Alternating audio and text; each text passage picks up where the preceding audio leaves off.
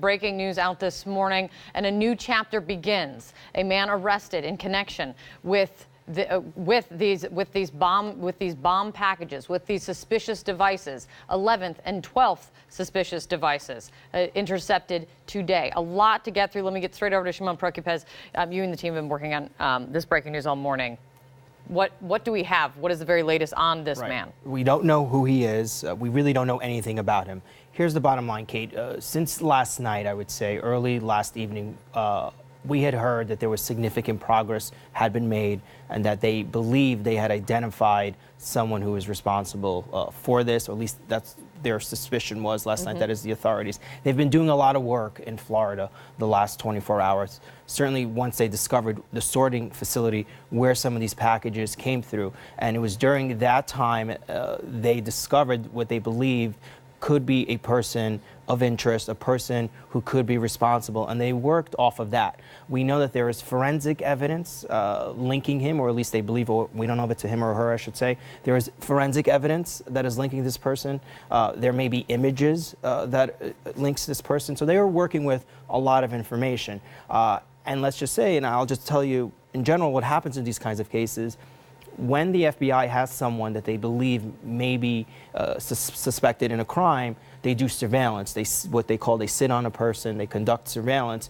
We know that there was surveillance, there was ongoing surveillance of a person. You know, again, we don't yet exactly know where this person was arrested, but this is all sort of started in the last 24 hours, early yesterday evening. Where they were really focusing in on this facility in near Miami. Yeah, and you know, both Evan Perez and I were hearing this yesterday, and obviously, you know, we began working this, and we knew that something significant had happened. That's how we've sort of been explaining it all day, in that they really felt that they made a lot of progress in the last day or so, and so now we have word of this arrest. Obviously, going to be probably a huge relief, I would assume, for a lot of people. The other thing that's important is they need to make sure there are no other packages. Right. What's not clear is the packages that have been discovered today, if they were sent in the mail recently or if they were at the same time as the others, or if there's a different time. But let's assume this, right? If this person was under FBI surveillance, then the FBI would know that there were more packages placed in the mail and they would have been able to intercept it. So it's probably safe to say that these packages were not mailed in the last 24 hours. They probably were part of the old group of packages that he sent. Have you been able to get a sense of how long this person's been under surveillance?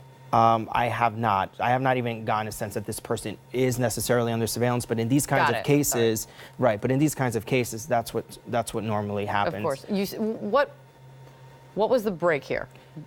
I think ultimately, and I don't know 100% honestly, but just in talking to people, I think it's going to be some of the forensic stuff. I also think that could be images, DNA, that could be fibers, that could be things left behind. I also think it's going to probably be photos that help them link this person to some of this, right? You have to assume that this person had to go somewhere to mail these, right? Maybe a mailbox, maybe a post office. So there could be images from there. Also, we have become, like law enforcement, you have to think, and just in this country, we have become so good at tracking cell phones. So they could have picked something up and triangulate. They usually do is they look at cell phone sites and they can triangulate cell sites, and they can see if someone's phone was pinging in a certain area. They can use all sorts of methods to try and connect the dots. And it's probably going to be several things, but you know, I suspect there's going to be forensic evidence that ultimately link this person. And also, I think they were just waiting to have probable cause to go ahead and make this arrest. Interestingly enough, the Attorney General was supposed to travel today. He canceled his scheduled trip, probably because of this. So we'll see. Hopefully we'll hear more from folks over at the Department of Justice where this person would ultimately be charged.